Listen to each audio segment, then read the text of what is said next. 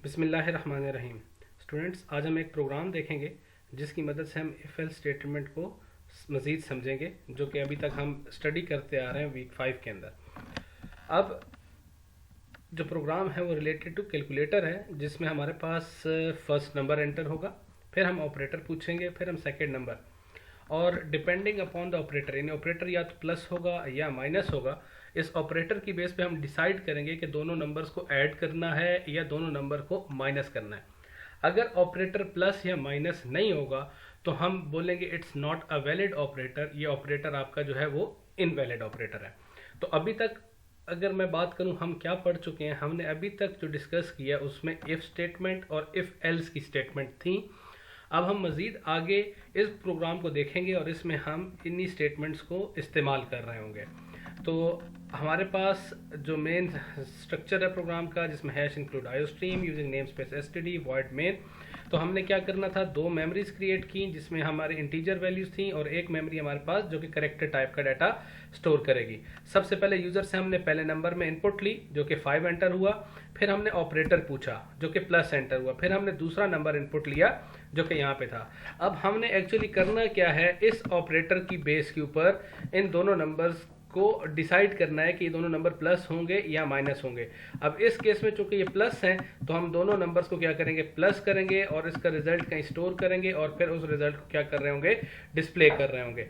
इसी तरीके से हम देखते हैं कि इन दो नंबरों को अगर मैं प्लस करूंगा तो उसके लिए मुझे क्या करना पड़ेगा, सबसे पहले एक स्टेटमेंट लिखनी पड़ेगी क्या ऑपरेटर में प्लस है। अब स्टूडेंट, इसका रिजल्ट या तो ट्रू होगा या फॉल्स होगा, depending upon the value of OP. अगर इसका रिजल्ट ट्रू है तो इसका मतलब है ऑपरेटर में प्लस एग्जिस्ट कर रहा है। आप इन दो स्टेटमेंट्स को एग्जीक्यूट करें। अब इस पर्टिकुलर स्टेटमेंट की अगर मैं बात करूं तो इस केस में मेरे पास ऑपरेटर में प्लस मौजूद है, तो वो बॉडी में इन दो स्टेटमेंट्स को एग्जीक्यूट करेगा, जहां पे मेरे पास पहले एक वेरिएबल बन रहा होगा सम के नाम से, num1 प्लस num2, 11 आंसर आएगा जो कि सम में स्टोर होगा, और फिर इस सम की वैल्यू को हम क्या कर रहे हैं, डिस्प्ले कर रहे हैं। अब ऐसा भी हो सकता है कि हमारे पास इस ऑपरेटर में माइनस होता तो हमने वही स्टेटमेंट यहाँ पे लिखी, operator double equal to plus तो या operator double equal to minus.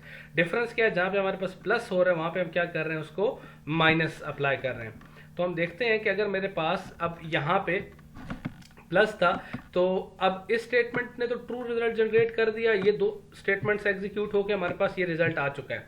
अब क्या जब प्लस ऑपरेटर चेक होगा, वो चेक करेगा क्या प्लस बराबर है माइनस के, नहीं प्लस तो माइनस के बराबर नहीं है, तो इसका रिजल्ट क्या जनरेट होगा, फॉल्स जनरेट होगा, इसकी बॉडी में एंटर नहीं होगा। अब अगर मेरे पास ये ऑपरेटर होता माइनस का तो फिर ये स्टेटमेंट एग्जीक्यूट होती, जो कि कुछ यूं थी कि अगर मेरे दो नंबर थे उसी तरह मैंने इनपुट ली और साथ ही मैंने ऑपरेटर क्या दिया, माइनस का। अब मेरे पास कोड ये था जहां पे सबसे पहले चेक क्या हो रहा, क्या वो प्लस है। अब प्लस क्या बराबर है माइनस के, स्टूडेंट इस केस में ये वाली स्टेटमेंट एग्जीक्यूट नहीं होगी। हाँ, क्या माइनस बराबर है माइनस के, बिल्कुल ऐसा ही है, तो ये स्टेटमेंट एग्जीक्यूट हो जाएगी। अब हम देखते हैं कि क्या प्लस बराबर है माइनस के, नहीं, तो अब इस स्टेटमेंट को जब एग्जीक्यूट करेगा minus double equals to minus yes, तो बॉडी में एंटर होगा। बॉडी में एंटर होने के बाद पहली स्टेटमेंट क्या थी, सब्ट्रैक्ट के नाम से एक सब के नाम से एक वेरिएबल बनेगा जिसमें num1 माइनस num2 होगा। num1 को हम num2 से माइनस करें तो मेरे पास रिजल्ट क्या बनता है, -1, और फिर मेरे पास सब इक्वल्स टू, ये आपके पास वैल्यू प्रिंट हो गई। अब इमेजिन करें कि मेरे पास num1 में वैल्यू ये थी और ऑपरेटर मेरे पास क्वेश्चन मार्क आ गया। अब हमने क्या प्रिंट करना था, इनवैलिड ऑपरेटर। तो हम बात करते हैं इसको कि num2 मेरे पास था, अब मैंने पहले प्लस चेक किया, क्या क्वेश्चन मार्क प्लस के इक्वल है, ये स्टेटमेंट फॉल्स रिजल्ट जनरेट करेगी। क्या क्वेश्चन मार्क माइनस के इक्वल है, इस स्टेटमेंट का रिजल्ट भी आपके पास क्या आएगा, फॉल्स आएगा। अगर क्वेश्चन मार्क माइनस के इक्वल नहीं है तो हम इस स्टेटमेंट को देखते हैं कि हमें क्या लिखना चाहिए था यहाँ पे, एल्स सी आउट इनवैलिड।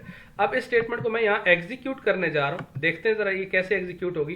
क्वेश्चन मार्क बराबर है प्लस के, तो ये बात तो ठीक है, दुरुस्त हो गई। क्या क्वेश्चन मार्क बराबर है, सॉरी ये बात फॉल्स हो गई। क्या क्वेश्चन मार्क बराबर है माइनस के, ये बात भी फॉल्स हो गई। अभी तक तो ठीक था, ये ना इसको एग्जीक्यूट होना चाहिए था ना इसको। एल्स में अगर ये फॉल्स होगा तो कहां मूव करेगा, एल्स में मूव करेगा। एल्स में क्या लिखा हुआ है, नो इनवैलिड।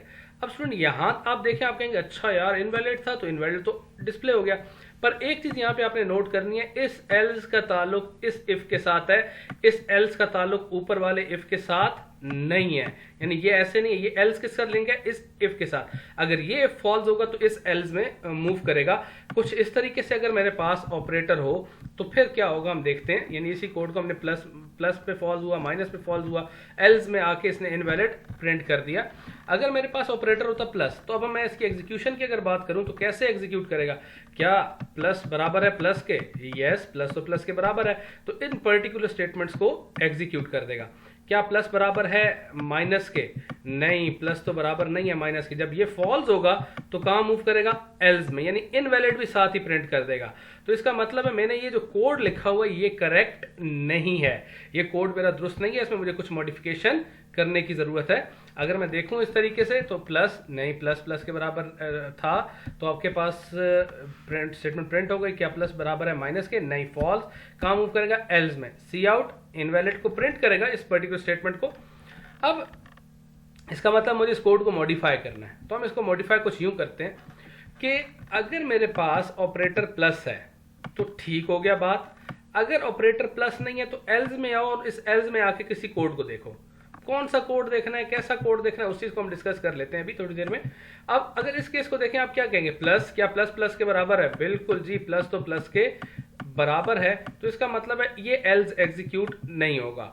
हाँ, अगर इस प्लस की जगह मेरे पास लेट्स से प्लस था, ये एग्जीक्यूट हुआ, एल्स की बॉडी में एंटर नहीं होगा। अब अगर मेरे पास प्लस की जगह होता माइनस, तो अब क्या होता? अब मेरे पास क्या होना था? क्या प्लस है माइनस है? नहीं, एल्स में मूव करो।